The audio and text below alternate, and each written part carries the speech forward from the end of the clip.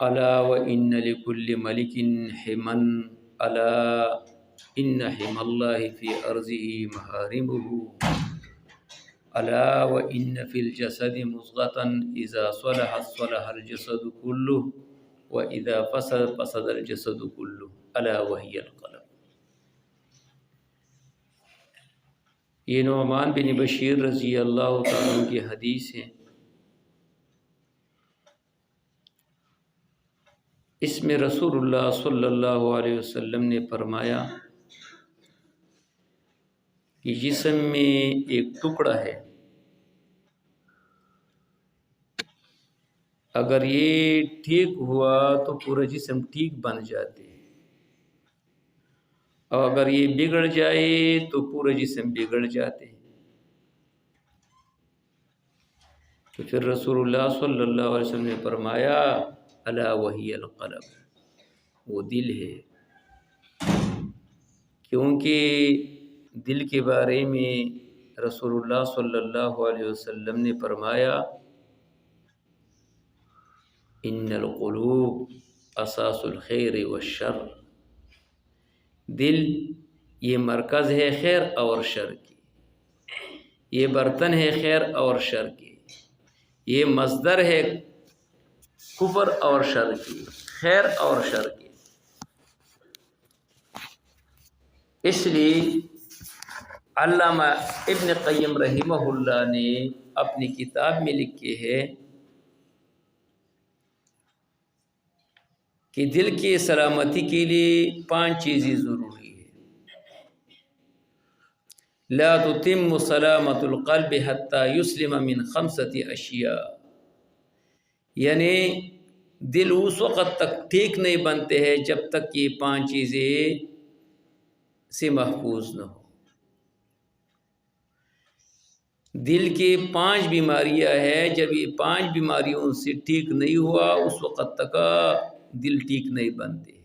Number 1 من شرک یناقض التوحید، دل تب ٹھیک بن جاتے ہیں جب وہ شرک سے خالی ہو۔ نمبر 2 وبدعۃ تغالب السنہ، دل خالی ہو بدعت سے، یعنی اس کے دل میں سنت کا محبت ہو، رواج اور بدعت رسومات کا محبت نہ ہو، ہمیشہ اس بندہ پر غلبہ ہو سنت کی، تو یہ نشانی ہے صحت مند دل کی۔ نمبر 3 وشہوۃ تغالب الامر، اور وہ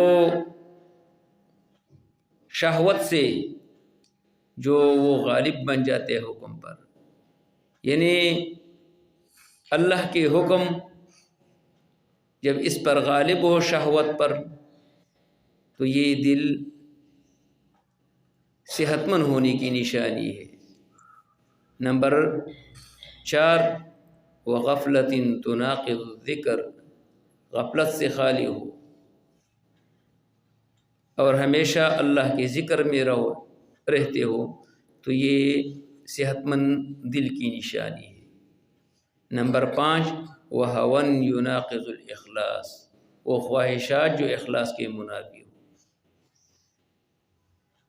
یعنی اخلاص یہ دل کے سلامت ہونے کی نشانی ہے۔ اس لیے علماء لکھتے ہیں کہ دل جو نرم بن جاتے اس کے لیے 5 نشانی ہے۔ اگر آپ اپنے دل نرم بنانا چاہتے ہیں، یہ تو سلامتی کی نشانات میں نے بتا دیا، دل کے جو نرمی کی 5 اسباب علماء لکھتے ہیں، اور یہ سارے کے سارے صحیح احادیث سے ثابت ہیں۔ اگر آپ اپنے دل نرم کرنا چاہتے ہیں اور قساوت اور سختی سے خالی کرنا چاہتے ہیں تو 5 نشانی ہے۔ نمبر 1 ذکر اللہ، اللہ کے ذکر کی وجہ سے دل نرم بن جاتے ہیں، اور یہ ثابت ہے قرآن کریم سے بھی اور احادیث سے بھی۔ نمبر 2 وامسح رأس الیتیم، آپ یتیم کے سر پر ہاتھ رکھو، اس کی کفالت رکھو۔ اگر آپ اپنے دل نرم کرنا چاہتے ہیں تو یتیم کے دیکھ بھال کر۔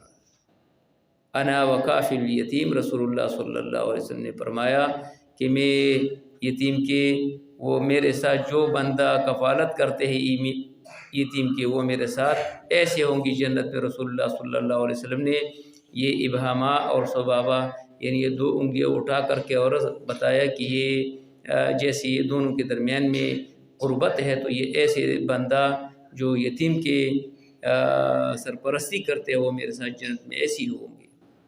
نمبر 3، فَلْيَقُلْ خَيْرٌ وَلْيَصْمُتْ، زبان قابو کر، خیر پر گفتگو کر اور خاموش رہی۔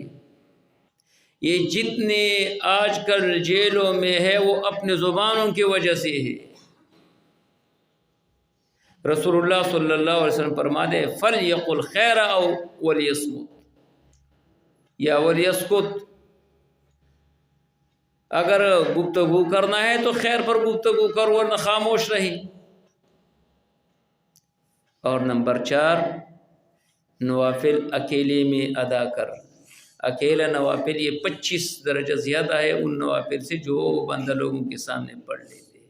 مطلب رات کے وقت آپ نوافل پڑھیں، اس کی وجہ سے انسان یہ دل نرم بن جاتے ہیں۔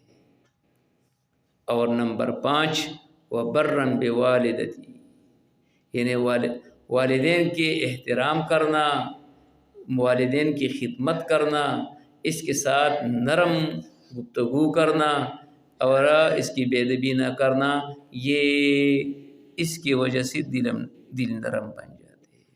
تو یہ 5 اسباب ہے دل نرم ہونے کے لیے: ذکر اللہ، اور اسی طرح یتیم کی کفالت کرنا، خیر کی گفتگو کرنا،